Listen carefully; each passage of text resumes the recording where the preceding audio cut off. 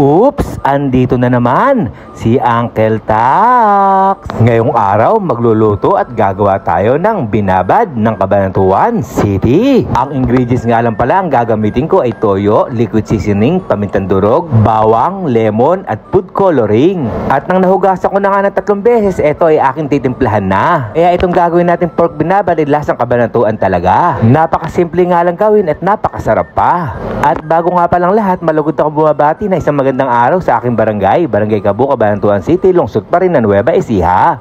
Para maganda nga pala ang kulay, lalagyan natin yung food coloring na kulay pula. At ngayon, ito ay aking imemekos-mekos na. Huwag kayong mag-alala at malinis naman yung aking kamay. At nang namekos ko na, ilalagay ko na ito sa malinis na container. At itong natirang sauce ay ilalagay ko na rin. May nakalimutan nga pala ako, para ito ay lalong sasarap, maglalagay tayo ng magic sarap. Dahil natimplahan na, mamarinate ko lang ito ng 24 oras. At para sa ganoon, kumapit na yung lasa niya dito sa baboy. At shout nga pala sa aking tiyahin, si Ate Flor Release Salim. Ingit ka dyan palagi sa inyong trabaho. At ngayon, balik na tayo sa ating minamarinate. Nilagay ko na ito sa malinis na container at ilalagay ko na ito dito sa rep. At nang lumipas na nga yung 24 oras, ito ay aking kukuhanin na upang lulutuin at titikman yung ating lulutuing binabad. Sa palagay ko na marinate na talaga itong mabuti.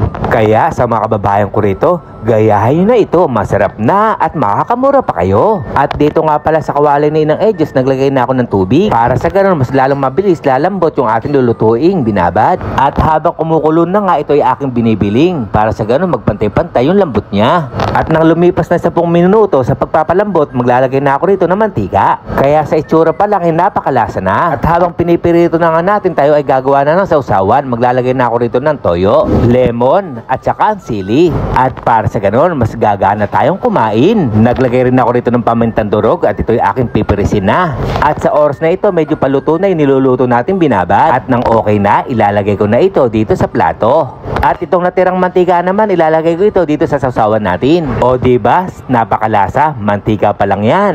Kaya tara muna mga uncle, samahan nyo muna akong kumain. Itong sausawan, ilalagay ko na dito sa kanin. Kaya masasabi ko, napakalasa na to. Sa tingin pa lang, mapapawaw ka talaga sa sarap. Mga uncle, unang subo para sa inyo. Yum, yum, yum! Kalasa! Taob na naman isang kalderong kanin sa akin na to. At napakadali lang pala gumawa ng binabad ng Cabanatuan. Kaya sa mga kababayan ko dito, gayahin na itong luto na ito. Kaya i-comment nyo naman kung saan umabot ang bidyong ito. Kaya hanggang dito na lang. Ito yung Uncle Tax. Ingat!